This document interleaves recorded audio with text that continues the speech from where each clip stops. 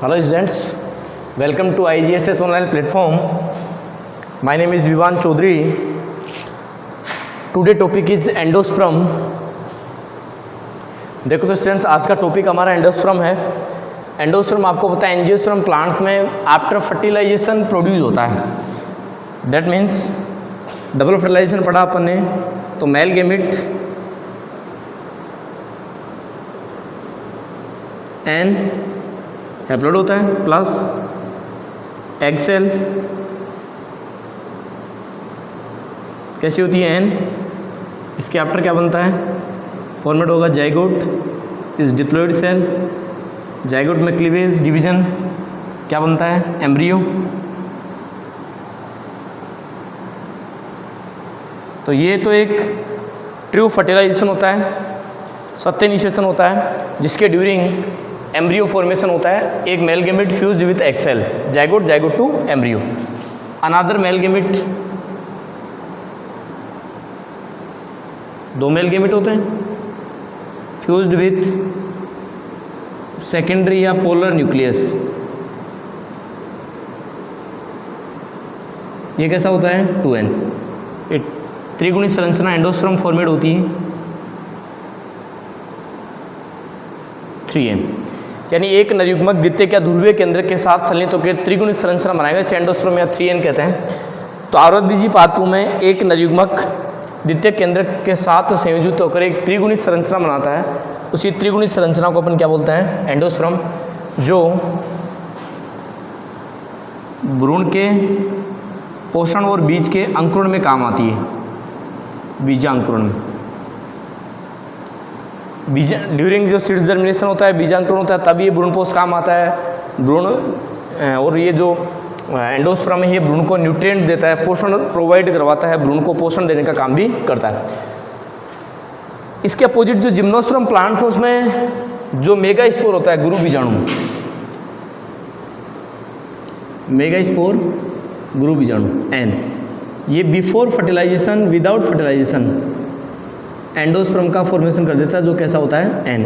तो एंजियोस्पर्म और gymnosperm plants का जो भ्रूणपोष या एंडोस्पर्म उसमें डिफरेंस होता है.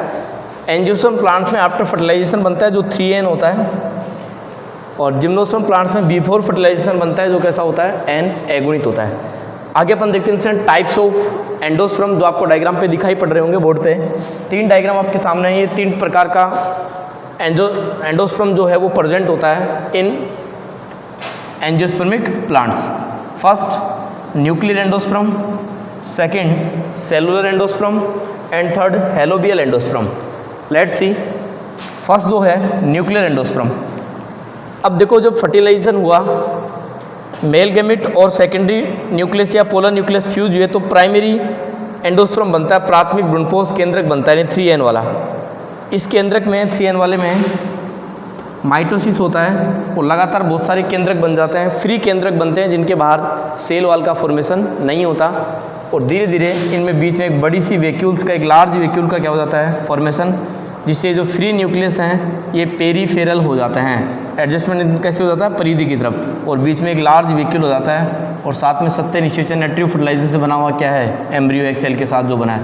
तो इस प्रकार का जो एंडोस्पर्म है उसमें कंटिन्यू डिवीजन होगा प्राइमरी एंडोस्पर्म न्यूक्लियस में, प्राथमिक भ्रूणपोष के केंद्रक में, और डिवाइडेशन के बाद केंद्रक बनेंगे बट उनके बाहर सेल वॉल नहीं बनेगी. तो इसको फ्री न्यूक्लियर एंडोस्पर्म भी कहते हैं, स्वतंत्र केंद्रीय भ्रूणपोष भी कहते हैं, बिकॉज ये तैरते रहते हैं, फ्री न्यूक्लियस जो होते हैं, और इनके बाहर सेल वॉल का फॉर्मेशन नहीं होता, इसलिए इनको सेलुलर न्यूक्लियर एंडोस्पर्म कहते हैं. कैसे, ये एग्जाम्पल है इसके.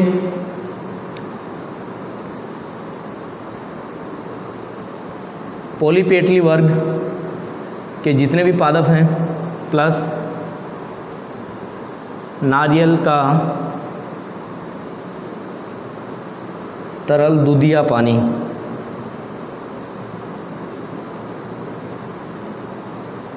नारियल का तरल दूधिया पानी जो अपन पीते हैं. तो ये फर्स्ट हो गया अपना न्यूक्लियर एंडोस्पर्म. कैसे बना, एक मेल गेमिट द्वितीयक क्या ध्रुवीय केंद्र के साथ संलयित होता है जिसकी सूत्र गुणिता 2n होती है, डिप्लॉइड है, फ्यूज के आपके त्रिगुणी संरचना एंडोस्पर्म 3n बनता है इसके न्यूक्लियस में लगातार डिवीजन होता है, इससे बहुत सारे केंद्रक बन जाते हैं, फ्री न्यूक्लियस बनते हैं और इन न्यूक्लियस के बीच में एक लार्ज वैक्यूल्स का फॉर्मेशन हो जाता है जिससे ये पेरीफेरल अरेंज हो जाते हैं ये न्यूक्लियस, इसलिए तैरते रहते हैं स्वतंत्र रूप से, तो इसको फ्री न्यूक्लियर एंडोस्पर्म भी कहते हैं या न्यूक्लियर एंडोस्पर्म कहते हैं, यानी न्यूक्लियस के बाहर सेल वॉल का फॉर्मेशन नहीं होता। ये जो है न्यूक्लियर एंडोस्पर्म स्टूडेंट्स, ये पॉलीपेटली वर्ग के प्लांट्स है जितने भी क्लास के उसमें, और नारियल का जो सबसे बेस्ट एग्जाम्पल इसका नारियल का तरल दूधिया पदार्थ या तरल दूधिया जो अपन पीते हैं तरल पदार्थ नारियल का, किसका पार्ट है? न्यूक्लियर एंडोस्पर्म का। तो पॉलीपेटली वर्ग नारियल का तरल दूधिया पानी जो अपन पीते हैं वो सब नारियल का तरल दूधिया पानी जो पीने योग्य होता है वो एक न्यूक्लियर एंडोस्पर्म का टाइप है। Second number cellular endosperm. Cellular endosperm में क्या होगा, जो ये एंडोस्पर्म प्राइमरी एंडोस्पर्म न्यूक्लियस बनता है प्राथमिक भ्रूणपोष केंद्रक जो निषेचन के बाद बना NO2N से, इसमें डिवीजन होगा और डिवीजन के साथ ही फर्स्ट डिवीजन के साथ ही न्यूक्लियस भी बनेंगे बट उनके सराउंडेड सेल वॉल बन जाएगी और वो इनिशियली फेज से लेकर एंडिंग फेज तक सेलुलर फॉर्म में रहेगा, इसलिए इसको सेलुलर एंडोस्पर्म कहते हैं। ये भ्रूण है, इसका एम्ब्रियो है और ये सेल्स हैं, देख लीजिए न्यूक्लियस है बट उसके सराउंडेड क्या बन रही है? सेल वॉल, और साथ में इस पर क्या पाए जाते हैं? चुस्कांग या सकर। ये प्रेजेंट होता है गेमोपेटली वर्ग के पादपों में, गेमोपेटली वर्ग के पादपों में, प्लस नारियल का